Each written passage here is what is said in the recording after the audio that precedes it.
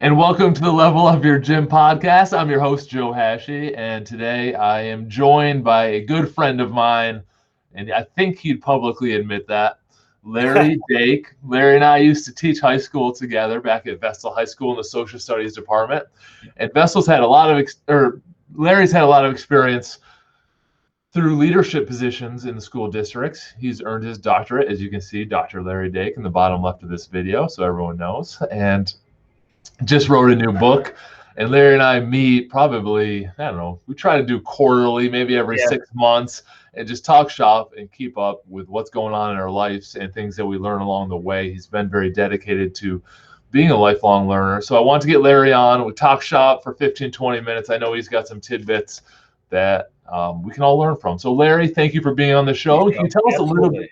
Can you tell us a little bit about the professional background after you left your dream job, which was sitting across from me at Vestal High School? Yes. I mean, that was definitely the highlight of the career. But after that, I continued along in Vestal as a district level administrator, then went on to be a building principal in Union Endicott. It went from a high school teacher to an elementary school principal. So I had to kind of learn a lot of new pieces along the way there. After a couple of years, I moved into an assistant superintendent position in UE. And then for the last 6 months, effective July 1st, I've been in an assistant superintendent position in Binghamton. So going to a place really looking to, again, learn new things, which has sort of been one of the themes, I think, of my career so far. And from your experience at Vestal and the elementary school, I know in some of our early meetings, you would talk about leadership and managing or working with people and making sure that they're heard and trying to meet them where they're at and juggle a lot. Because how many educators were at the UE district or the UE school that you were at? The building where I was the principal was a 650 student building, probably about 100 staff members in total, teachers and support staff and clerical, custodial. And then in the assistant superintendent position, I oversaw all of our human resources and personnel and secondary education. So that was, 750 employees in UE. And now in Binghamton, there's probably about 1,100 employees, I would say, overall. So what's something that you didn't expect when you took the HR role at the district level to oversee so many people? What are some things that you didn't expect that you ended up coming across and working through? I think the principalship was a good learning step for that kind of role because, when you're particularly an elementary school principal, you're really in a position where students are coming in at age 5 and 6, and you really have to take care of them and serve them and get to know their families. And one of my early bosses would say that being an elementary school principal is a lot like being a small town mayor. Like the light goes out in the parking lot, you've got to do something about that. Like I'm not physically going to change it myself, as I'm sure you know, but to be smart enough to realize that, hey, tomorrow night is curriculum night and we need to have that light fixed. So just being aware of all the different angles that go into running a large school.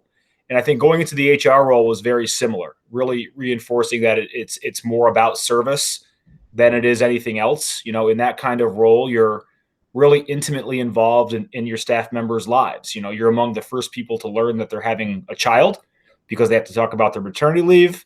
If someone's going through cancer or has a loss in the family and needs to take bereavement days, you really do get a sense very quickly that it's not about you, that it's about serving others. And I think that was a lesson that I took away from both of those roles. I think there's two important things in there that we can apply to the business owners that are listening. And the first thing is I like the mindset of, like, hey, I'm the mayor of this, or I'm the mayor of my business. I kind of oversee it. And it leads into the second part, which is, yes, you are accountable for everything to be done, but you don't need to personally do it all. And I see that especially early on with a lot of the small businesses that are going to be on this call, a lot of the small gym owners, that they assume that being accountable and doing it is the same thing. And when you grow your company, you have to make sure it gets done, but you shouldn't be the one doing it. You need to elevate your staff members and follow up with it. And I really had to learn that the hard way. I mean, as a principal, you're kind of on the spot for everything. It was a big building, but it wasn't so big that I couldn't get around it in 10 minutes. There's a problem on the playground, you go. There's a problem in the cafeteria, you go. And in that principalship role, you really are sort of the cultural lifeblood of the building. Going up into a higher level position, now having 4 to 5 team members, someone overseeing the benefits, someone overseeing, the civil service portion of it. It's not necessarily being expert in all those things, but supporting the people that are there. And I kind of had to learn that part of that higher level leadership is delegating when the time is right. When you go from being sort of, a one-person show in some ways as a leader, most principals are the only principal in their building. So a lot of those things come through them to now being in not only my current role, but my previous assistant superintendent role. You have a large team and it's so big that you need to really empower others and trust them rather than personally oversee everything yourself.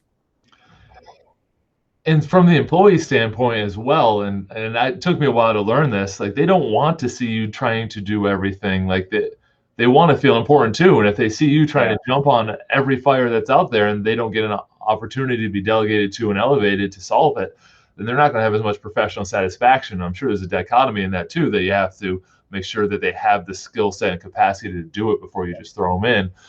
But that is it. You hit the nail on the head with the delegating piece. And what I like to tell the gym owners that I consult with is it is a dichotomy from doing everything to refusing to do everything and trying to outsource everything. And I like to draw the line with, if it's something that's like a one-time thing that you need to jump in and solve, you can do that. But if it's something that's recurring, that should be delegated and off your plate, and someone should be elevated into that role. They can progress in it. So if, like you said, there's an issue on the playground, well, maybe it's something unique that you need to go solve right now. But overall playground management isn't going to be in your sphere of influence every day. Well, and I've always also tried to keep in mind, Darren Hardy has a concept of your three vital functions. So, and I sort of first came across that when I was a principal. So I talk about that a lot when I talk about time management. And one of the philosophy there is that there are a few things that when you do them, it really moves the needle for the organization. And there are other things that you can delegate. And everyone has to sort of learn what their vital functions are. I can tell you one of my really vital functions was greeting people in the main office when they came in, particularly if there was some level of heightened conflict or whatever. And, I think I was always able to leave those meetings with a sense of understanding.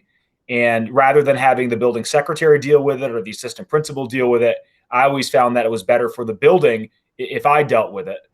Built that relationship with the parent, because that parent's then going to go, their child's going to go from class to class over the years. The teachers are going to be different. The staff may change, but you're going to be the principal. And so to build that relationship at the get-go, I found to be something that was very high leverage and actually saved time and led to better things happening down the road. So what are some of your tips for if you have a situation like that, where there's a situation of conflict, that how you gather more understanding versus pour fuel on the fire? Yeah, and honestly, it's a really you'd like to think that once you have handled that successfully, you continue to do that. So I can tell you that recently I poured fuel on a fire in a way that I didn't intend to in my current position. We're in a time of COVID. Everything is different. We went from different learning models, being remote, being hybrid. There are very few good answers right now. There are some bad answers. And, instead of actually stepping back and gathering information, I made a couple of assumptions, and it wasn't positive. And so taking a step back and learning from that, I think, is important. I think being open to other people's opinions is really important, particularly when they're being very critical of you. I mean, that's just one of the trade-offs of these positions, is that when you open a business or you take a leadership position in an organization, you're suddenly, the things that you do are public, right? Whereas when you and I were classroom teachers, you could close that door and take your 40-minute nap and put a video on, right? Every day, and no one would know. But when you're in a leadership position, that's not possible. Everything is pretty public. And I think one of the pieces that I coach younger administrators on, sort of stepping from the teacher role to the administrator role early on, because I also teach in the local ed leadership program at Binghamton University, is you go from sort of being part of this group Typically, teachers are highly unionized, obviously. There's a lot of camaraderie, which is very positive. Everyone wears your T-shirts on Tuesday, and then you go and you're the only principal in the building. And you lose that sense of camaraderie. It becomes much lonelier. And one of the ways to overcome that is to now go out and be more intentional about building relationships with people, not just waiting until something happens, but being more proactive in that. And honestly, from the misstep that I just made, that's one of my takeaways is I need to be better about seeking out people, particularly in a new organization where I don't know a lot of folks yet and they don't know me. Whereas in UE, I sort of knew everyone when I left, and people sort of knew me and what I was about. And so I have to be more intentional about viewing that as an opportunity to learn more about the organization, maybe in a similar way that a business owner would look to learn more about their clients and what their needs are. And a lot of times that very pointed feedback is the best feedback because it's pointing out something that you may miss as the person who's running it every day. Yeah, I really like that, looking back and thinking about the different levels that you've been in and the different positives and the challenges of each level, because as a business owner, sometimes we forget that as we move from basically an employee of your company that you run because you're just the only person doing all the work to now you're hiring people. And those people that you bring in are now in an employee mindset, and you need to be in a business owner mindset. And there's sometimes some tension that develops because you almost forget where you came from, and Right. the challenges that an employee has are different than the challenges that an owner or manager or leader has. And there's going to be some overlap, but still, you have to understand what their goals and objectives and everything is as an employee, and meet them where they're at to help them, guide them through. And I like that that perspective, Larry. And I like that fleet. Yeah, and honestly, I'm the kind of person that I'm going to think about it for a long time and reflect on it. And one of my really initial reflections is in a time of COVID, what does that look like?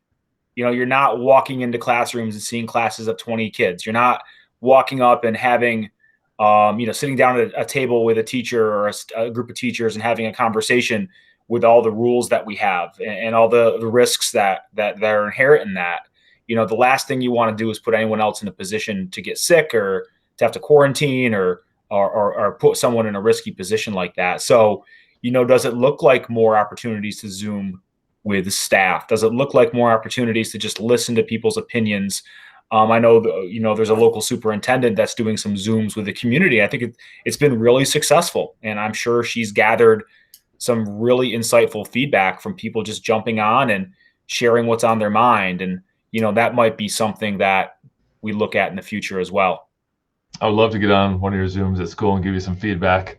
Oh, I'm sure it would be useful. Absolutely. Well said. Now, I know we're recording this here on Christmas Eve, so I'm going to ask you one more question as a lifelong learner. I know you mentioned Darren Hardy earlier, and we both have read a lot of Jim Rohn and a lot of other books. What's one lesson you picked up from one of these mentors that you'd like to share with business owners and leaders in their community that you think they can use and implement as we get into the new year? That's a good question. You were the one that turned me on to Jim Rohn all those years ago, and I have to say that listening to that stuff over and over for the last 5 to 7 years, or how long it's been now, has absolutely changed, my career and my thinking. I think there's a story Darren Hardy tells in one of his YouTube talks about Richard Branson, and there was a company apparently trying to get Richard Branson to do a keynote. They were offering him ungodly amounts of money, and he kept saying no. He kept saying no. And finally, someone just said, let's just offer him $1 million. Who's going to turn down $1 million? And he said no. And apparently his secretary said something to the effect of, Mr. Branson has 3 key objectives right now, and this is not one of them. And so that discipline to stay focused on what you're doing and moving forward and not getting distracted by shiny objects that are off in the horizon. One of the things for me is I just finished up a book. It's going to be coming out January 10th. It's called Crisis Management: Ways to Avoid Early Burnout. The original title had to do with putting your own mask on before you put others' masks on, on a plane. But the publishers didn't think the mask was a good use of a title at this time. I started it before COVID, so it's interesting how it came out. But it's a fun project, but I have zero desire at this time in my life to turn it into anything other than a book that I wrote, and to go off and do speaking and turn it into that kind of thing. Maybe eventually, but I can tell you my big focus areas right now are my family. I've got 3 young kids, like you have young kids, and that's a huge part of what we do. And, there's always going to be superintendencies open. There's always going to be places to do talks. But, once these kids are older, it's over. There's no going back. So that's a big focus. Getting better at my job is a big focus. I moved into a position that has a lot of moving parts and a lot of things to learn. And there hasn't been anyone consistent in the position for a long time. So there's some pieces there to figure out. Like those are the big things. Like I would have zero interest in flying to California to talk to someone. We can Zoom now, but so I think staying focused on your key objectives, and those are going to change. They're going to change over time. Is really important. I'd say that's one of the bigger ones. And I think you hear that in a lot of the different speakers. You hear it in the Jim Rohn about, staying focused on what you're doing, and you run the day or the day runs you, and all that kind of stuff. Just being focused on what your core objectives are and trying to execute around that. Yeah, I think it was Warren Buffett's key to success is saying no 99 times out of 100. Yeah. And it sounds crazy, doesn't it? Because it feels it's so true, though. It feels really good when someone taps you on the shoulder. It feels really good. And so I have a Jim Rohn quote in my office, and it's, I'm not going to remember it verbatim, but it's the one where, if you don't plan for your career, someone else will. And guess what they have planned for you? Not much.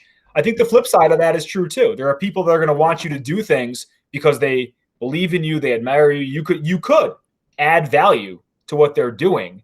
And that feels really good when someone taps you on the shoulder and wants you to be a part of their board of directors, or they want you to, do something. But if it doesn't fit into what you're doing, if it's going to detract from those more important things, then it's not worth it. And what I found in saying no is that those opportunities exist down the road. You don't have to necessarily take the first shiny object, because there'll be a couple coming when the time is right. Very good, Larry. I appreciate your time here on Christmas Eve morning.